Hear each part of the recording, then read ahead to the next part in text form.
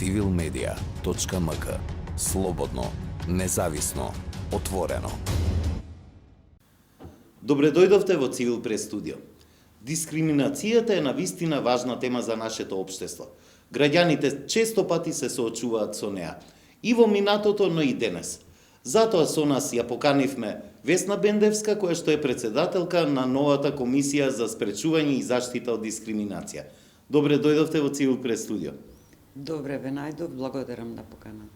Бендевска, имаме едно, како да речеме, не непријатно, туку прилично лошо искуство со претходната комисија на заштита од дискриминација, која што со години, за жал, не беше она што го очекуваа граѓаните од неа. И таа, како и оваа комисија, овој состав на комисијата, се соочуваше со многу проблеми, од типот на недостаток на ресурси, вработувања, недостаток на средства за работа и така натаму, но донесе и некои одлуки кои што навистина беа многу спорни и предизвикаа огромни критики во јавноста. Помина половина година, речиси, од вашиот избор, односно од изборот на новиот состав на комисијата за спречување и заштита од дискриминација. Јавноста ја знае состојбата од минатото, но многу малку знаеме за тоа што го работите вие во овие 6 месеци. Кои се клучните промени што успеавте да ги направите или клучните добри работи за борба против дискриминацијата? Пајде да почнеме од самиот почеток. Поранешната комисија носеше назив Комисија за заштита од дискриминација и беше формирана по стар закон за спречување и заштита од дискриминација, донесен во 2010 година. Таа комисија немаше професионален статус, значи имаше дефинирани по закон 11 надлежности. Новиот закон за спречување и заштита од дискриминација е суштински многу поинаков од поранешниот закон, а нашето тело е формирано врз тој закон. Нашите надлежности се многу проширени.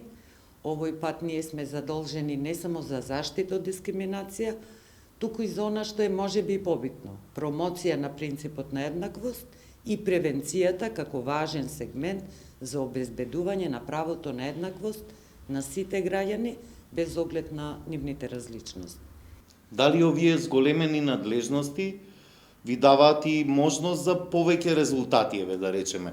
Што е она што можете да го издвоите за овој 6-месечен период, речиси? Па законот не обврзуваше најнапред да ги преземеме 78 предмети што остана од поранешната комисија во некоја фаза. Биле започнати постапки, кај некои воопшто не биле започнати. И ние тие предмети ги презедовме дури во текот при крајот на април, кога ги добивме просториите и во тој момент ги презедовме од поранешните простори каде што беше сместена поранешната комисија.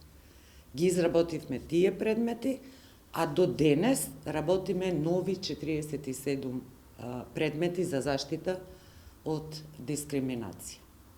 Имаме, согласно новиот закон, и нови алатки во раце, што не прават многу помоќно тело во заштита, во пружање на заштита од дискриминација. Например, сега самата комисија може да поведе судски постапки за заштита од дискриминација, може да се појави и како пријател на судот, тоа е една од новините во нашиот закон, и може да се појави или по сопствена иницијатива, или по иницијатива на граѓанин или здружение, како вмешувач во судска постапка.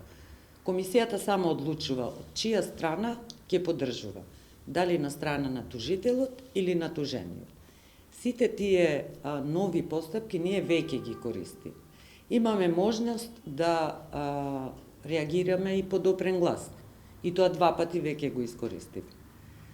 Во првиот случај беше кога до нас допре глас дека општина Ѓорче Петров има намера да гради ѕид пред малото каде што живеат претежно граѓани од ромска етника. Да, тој случај беше прилично проминентен во јавноста се. Да, и ние извршивме како комисија увид и констатиравме, се разбира, бевме причекани и од општинската администрација и утврдивме дека навистина не постои сегрегација во тој случај, бидејќи не се работеше за зид од 2 метри, кој ќе физички ќе ги оделува тие граѓани, туку за некој парапет што служеше за заштита од навистина фреквентниот сообраќај. Добро, тука е и улогата на социјалните мрежи кои што често пати ги извртуваат овие работи. Ги спомнавте случаите на дискриминација, нели, последно за кое што еве јавноста ја известивме и ние во Цивил медија, беше за дискриминација на граѓани во автобус на јавното сообраќајно предпријатие, што е една честа појава, еве да речеме. Но исто така известивме дека град Скопје ги прифати вашите укажувања и дека ќе работите за едукација и на вработените таму за да нели да бидат посвесни за правата на граѓаните. Кој тип на представки доаѓаат најчесто до вас во овој период? Кои се најчестите дискриминирани групи, да условно речено, или и најчестите дискриминатори? Дали се тоа институциите, приватниот сектор? Најчесто дискриминацијата се пријавува во областа работа и работни односи. Но имаме представки каде што како дискриминацијска основа се сексуалната припадност, родовиот идентитет, пристапот до добра и услуги, така да навистина сите можни дискриминаторски основи ги имаме веќе работено како предмети во вид на представка за заштита од дискриминација. Во случајот со јавното сообраќајно предпријатие, 3 пати донесовме мислење и утврдивме дискриминација и нашата комисија има надлежност да препорача на веќе утврдениот дискриминатор начин на отстранување на повредата на правото. И дава рок. Тој рок е обично 30 дена. Ако се работи за поспецифичен случај, законот дозволува и до 6 месеци да дозволиме рок за отстранување на дискриминацијата. Слушаат ли, еве да речеме, институциите, конкретно во случајов со град Скопје има некаква позитивна разврска, но каква е праксата, еве? Дали е град Скопје правило веќе се воспоставува такво правило кај институциите да ја прифатат состојбата и укажувањата, или има институции кои да ја спроведат нашата препорака и ние чекаме согласно закон да помине рокот од 30 дена, пошто имаме право да поведеме прекршочна постапка пред надлежен суд за прекршоци. И тоа веќе го правиме во 2 случаи. Веќе иницииравме поведување на прекршочна постапка. Може поконкретно да ни кажете барем за еден од овие случаи, чисто да знае јавноста, или да не навлегуваме бидејќи во судска? Да навлегуваме. Една од надлежностите на комисијата е транспарентно да ги објавува своите мислења, одлуки и препораки, да ги следи во форма на нивното извршување и да реферира дали е покренала согласно закон комисијата прекршочна постапка, и тоа го правиме. Случаевите се разбира во анонимизирана форма, бидејќи представки примаме исклучиво доколку поднесителот се подпише, остави своји лични податоци, но согласно законот за заштита на лични податоци има право да побара да го анонимизираме кога зборуваме за предмет. Се плашат луѓето често да стојат со име и презиме за своите представки? За жал, да. Имавме представка кога лице со посебни потреби, во количка, со физичка попреченост, ни укажа дека подрачната канцеларија на ДИК во Карпош, каде нели во законскиот рок граѓаните можеа да дадат своја подршка во форма на подпис на независни кандидатури, тој кажа дека апсолутно е непристапен за лица со попреченост. Ние веднаш истиот ден извршивме увид и го констатиравме дека приодот до таа подрачна канцеларија е 60 скалички, тесни и стрмни, и еден многу стрмен пат кој води пред градинка. Тоа е во Козлево. Канцеларија подрачна на ДИК, така. Дури и да се искачи по тој стрмен пат кој води пред градинката, лицето не може да влезе, бидејќи влезот во бараката е 3 скали лав, подигнат, А службеничката ни објасни дека нема право да изнесува книгата за потписи пред објектот, за да му го оствари правото на... Се отстранили оваа пречка или Па имавме интересна ситуација. Председателот на Државната изборна комисија одби да прифати дека е непристапна канцеларијата, ја префрли вината на општината, што тамо ја лоцирала, нели, канцеларијата, но од тој момент дозволи книгите да се изнесуваат надвор во случај кога лица со попречено сака да... значи да се сепак потпишат. имало некаков Да, резултат. ништо не е џаба што... Да се вратиме малку на вашата работа, целата таа атмосфера околу комисијата и претходно беше тоа така, но и во овој случај нова институција, немавте вработени, добивте, колку што ме информиравте, нели неколку вработувања, 6 вработувања во јули годинава. Веб страницата на комисијата не е функционална. Како граѓаните, нели обично преку тие веб страници има формулари каде што се пополнува и може многу полесно да се испрати представката. Освен тоа нема каде да се прочита некој конкретен податок за институцијата, вработените. Зошто е тоа така? Немате ли ресурси да ја направите или знаеме некога се и административни пречки, нешто не било буџетирано, па треба да се чека наредната година? Буџет за оваа комисија имаше пред да се формира, нели, собранието го гласа буџетот на крајот од 2020 за 2021. Ние сме избрани на крајот од јануари 2021. И тоа се соочивме дека немаме простори, немаме служби, а имаме буџет кој не можеме да го користиме бидејќи се разбира трезорското, буџетското работење си подлежи на своји правила, а тоа го прават лица обучени за тоа. Беше направена грешка, во смисла не беше предвидена ваква ситуација. Се избраа комисионери и немаме каде да се сместим. И ние одлучивме, иако една членка веднаш се откажа, затоа наместо 7 члена, во моментот комисијата брои 6, се одлучивме наместо да бараме виновници, да бараме решенија. И почнавме да по институциите и по меѓународните пријатели да бараме поддршка и ја добивме таквата поддршка. Владата ни обезбеди канцеларии кои навистина се пристапни. Ги задоволуваат стандардите за пристапност со оглед на тоа што се приземни и има галерија подкачена. Техничка опрема предпоставувам исто. Техничка опрема се уште немаме. Имаме... Значи имате луѓе, имате канцелари, Да. немате компјутери и такви работи. Овие 130 предмети се изработени на собствени лаптопи и на еден десктоп. Година на производство 2011. МЦМС не ги редонираше од минатата комисија 2 компјутери, еден мал печатач и 3 биро. Добро, кога очекувате, веб страницата барем да профункционира, за да може... Тоа е второто. Значи, граѓаните британската амбасада ни даде многу крупен проект со Центарот за управување со промени, ја етаблираме цела институционална, од институционален капацитет, ги правиме со нив стратешкиот план, деловникот, процедурите за работа и сите подзаконски акти. Дали тоа ги вклучува и комуникацијските Опсепак, аспекти? потпишавме меморандум за соработка со амбасадорот, ни обезбеди како се вика, најмодерна веб страна. Јас верувам дека најдоцна за 2 недели ќе биде веќе ставена во функција. Нешто ексклузивно за...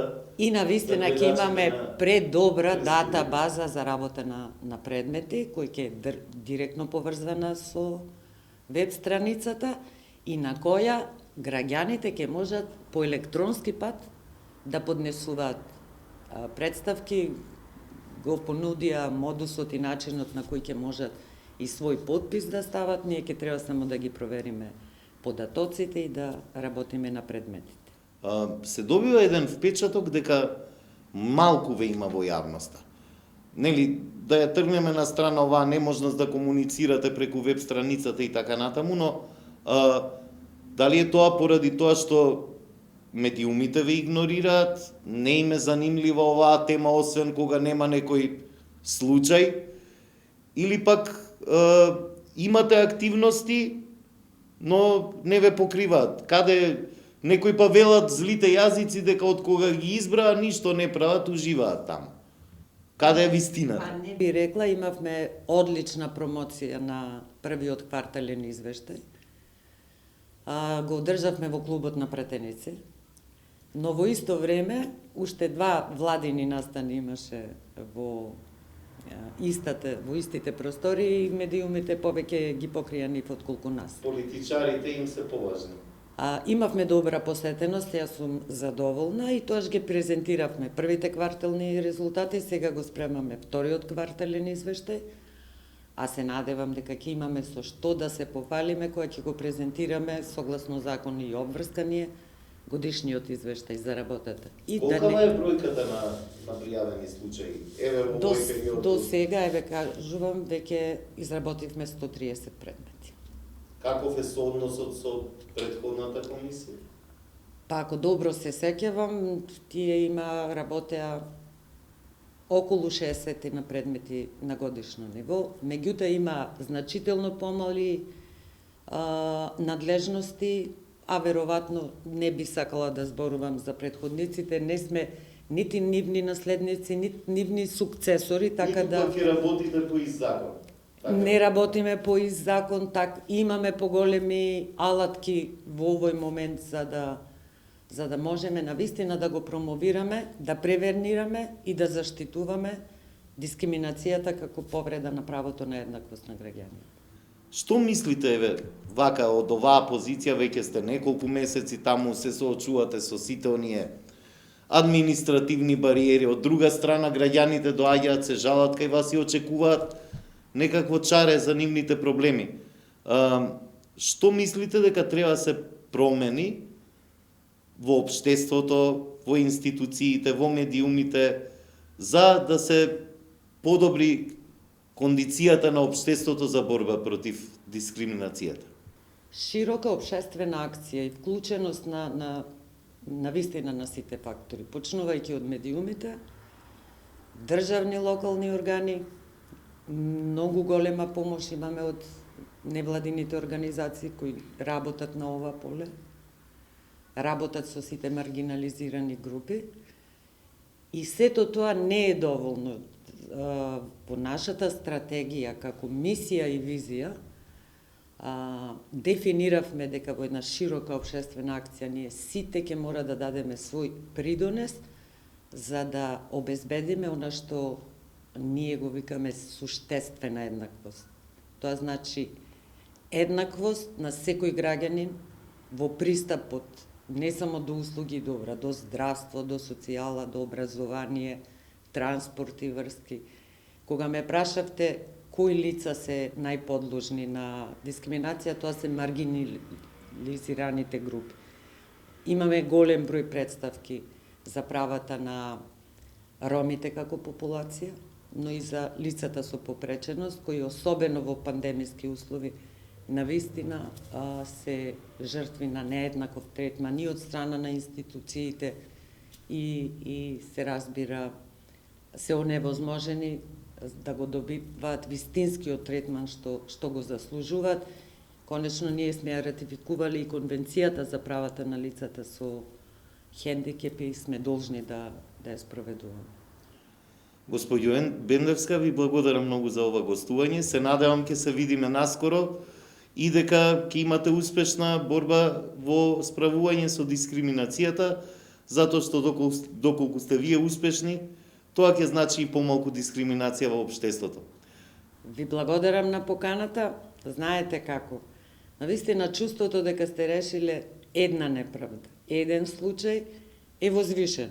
Така да ќе ми дозволите накратко да ги охрабрам граѓаните да поднесуваат пријави и да побарат заштита од дискриминација. Лоцирани сме наспроти собранието на улица Даме Груев број 1, или ако е полесно во просториите што ги користеше Државната комисија за спречување од корупција. Таму сме, волни сме да соработуваме со нив, да работиме на представки. Конечно, сите заедно можеме да со заеднички труд да придонесеме барем ситуацијата околу правото на еднаквост, да го подобриме и да добиеме добри оценки од страна на мониторинг мисиите. Почитувани гледачи, Цивил Прес студио, во него гостин беше Весна Бендевска, председателка на Комисијата за спречување и заштита од дискриминација. Се гледаме наскоро. Civilmedia.mk. Слободно, независно, отворено.